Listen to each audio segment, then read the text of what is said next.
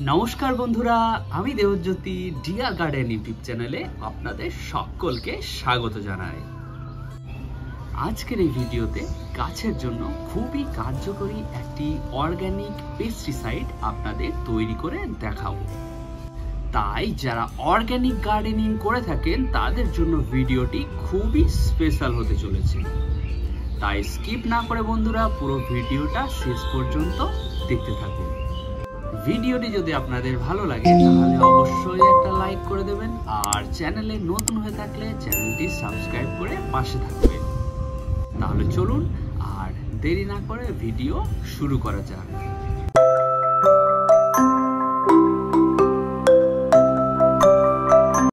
আজ যে পেস্টিসাইডটির কথা আপনাদের সাথে শেয়ার করছি, সেই পেস্টিসাইডটি আপনারা অর্গানিক ফার্টিলাইজার হিসাবেও ব্যবহার করতে পারবেন। হ্যাঁ বন্ধুরা, একদম ঠিকই শুনেছেন, একসাথে ফার্টিলাইজার এবং পেস্টিসাইড দুটো বেনিফিটই পাবেন, অর্থাৎ ডুয়েল অ্যাকশন। এটি বানানোর জন্য আমাদের প্রয়োজন খুব ভালো মানের নিম খোলের। নিম খোল হলো নিমের বীজ থেকে তেল বের করে নেওয়ার পর যে অবশিষ্টাংশ থাকে সেটি। নিম খোলের মধ্যে রয়েছে nitrogen, phosphorus, potassium, magnesium, zinc, copper এবং সালফার। এর মধ্যে নাইট্রোজেন, ফসফরাস, পটাশিয়াম এবং ম্যাগনেসিয়াম গাছের ফার্টিলাইজার হিসাবে কাজ করে, আর সালফার, জিঙ্ক এবং কপারের রয়েছে পেস্টিসাইডাল প্রপার্টি। তাহলে চলুন চটপট দেখে নিই কিভাবে এই অর্গানিক ফার্টিলাইজার কাম পেস্টিসাইড বাড়িতে খুব সহজেই এবং কম খরচে বানানো যায়।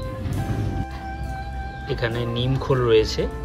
এই নিম খোল আমরা 100 গ্রাম মতো নিয়ে নেব।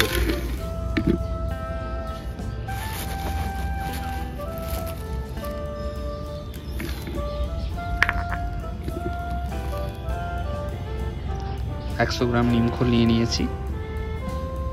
এবার এটা 1 লিটার জলে আমরা ভিজিয়ে দেব।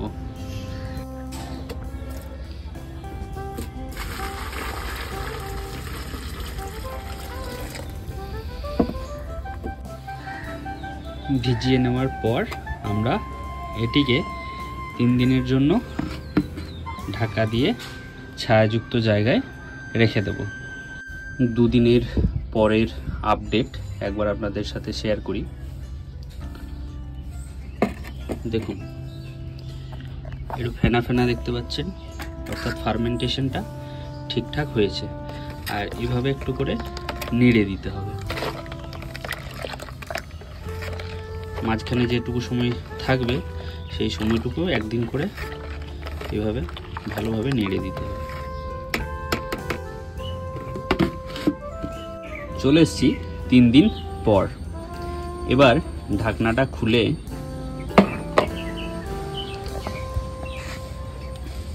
লিকুইডটি আর একবার একটু নেড়ে নেব ভালোভাবে।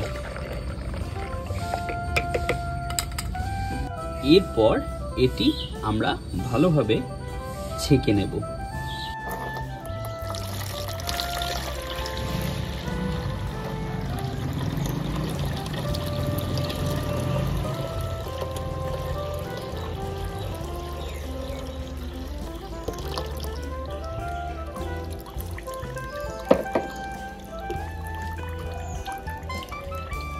ছাঁকার পর আমরা যে লিকুইডটি পাবো সেটি হচ্ছে ডার্ক কালারের একটি লিকুইড। এই লিকুইডটি কিন্তু আমরা ডাইরেক্ট গাছে ব্যবহার করব না, এটি আমরা ডাইলুট করে নেব। আর ডাইলুট করে নেব 1 ভাগ এই লিকুইডের সাথে 5 ভাগ জল মিশিয়ে নেব, আর তারপরেই সেটি ব্যবহারের উপযোগী হয়ে উঠবে। এখন 1 ভাগ লিকুইডের সাথে 5 ভাগ জল মিশিয়ে ডাইলুট করে নিচ্ছি। এই ফার্টিলাইজার কাম পেস্টিসাইড আমরা দুভাবে গাছে প্রয়োগ করতে পারি। প্রথমত টবের মাটিতে আমরা এই ফার্টিলাইজার কাম পেস্টিসাইড প্রয়োগ করতে পারি। এক্ষেত্রে প্রতি 10 ইঞ্চি টবের ক্ষেত্রে 100 ml আমরা এই তরল ব্যবহার করব। এটি আপনারা ফুল, ফল, সবজি যে কোনো গাছেই ব্যবহার করতে পারেন। এমনকি ইনডোর প্ল্যান্টের ক্ষেত্রেও আপনারা এই তরল ব্যবহার করতে পারেন। এই পেস্টিসাইডটি গাছের রুট নষ্ট করে যে সমস্ত প্যাথোজেন বা নিমাটোড তাদের মেরে ফেলতে সক্ষম। এমনকি তরলটি রুটের মধ্যে যে ফাঙ্গাল ইনফেকশন হয় সেই ইনফেকশন প্রতিরোধেও গুরুত্বপূর্ণ ভূমিকা পালন করে থাকে। তাই গাছের রুট সিস্টেমকে সুস্থ সবল রাখতে এবং গাছের সার্বিক বৃদ্ধি বিকাশ ঘটাতে এই তরলটি টবের মাটিতে প্রয়োগ করুন। মাসে 2 থেকে 3 বার এটি আপনারা টবের মাটিতে ব্যবহার করতে পারেন। প্রসঙ্গত বলে রাখি, এই লিকুইড ফার্টিলাইজার কাম পেস্টিসাইডটি আপনারা সন্ধ্যাবেলায় টবের মাটিতে প্রয়োগ করবেন। তাহলে মাটি অনেকক্ষণ ভিজে থেকে এর কার্যকারিতা বাড়াবে। আর যদি দিনের বেলা এটি মাটিতে প্রয়োগ করেন তাহলে সূর্যের তাপে খুব অল্প সময়ের মধ্যে মাটি থেকে এটি বাষ্পায়িত হয়ে যাবে। তাই চেষ্টা করবেন সন্ধ্যার দিকে এটি টবের মাটিতে প্রয়োগ করার। প্রতি 10 ইঞ্চি টবের ক্ষেত্রে 100 ml করে লিকুইড আমরা টবের মাটিতে প্রয়োগ করব।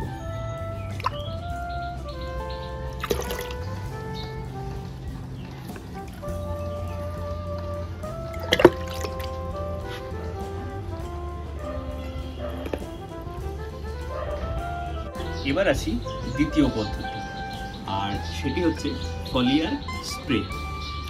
তো এই একটা বোতলের মধ্যে লিকুইডটা নিয়েছি। এবার এর মধ্যে যদি একটু নিম তেল মিশিয়ে নেন তাহলে এর কার্যকারিতা যেমন বৃদ্ধি পাবে, সাথে সাথে গাছের পাতার মধ্যে এর স্থায়িত্বও বেশি হবে। অর্থাৎ এই যে স্প্রেটি আমরা করব কীটনাশক হিসাবে, সেটি গাছের পাতায় বেশি দিন স্টে করবে। তাহলে এর সঙ্গে আমরা একটু নিম তেল মিশিয়ে নেব। অল্প কিছুটা নিম তেল আমরা মিশিয়ে নিচ্ছি।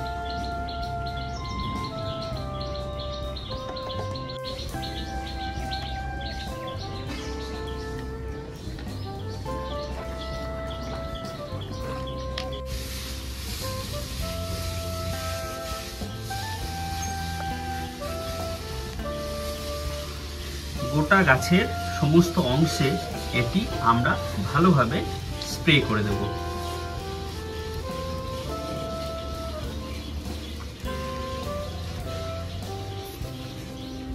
তো এই ছিল আমার আজকের হোমমেড অর্গানিক ফার্টিলাইজার কাম পেস্টিসাইডের ব্যবহার এবং প্রয়োগ সংক্রান্ত সংক্ষিপ্ত ভিডিও।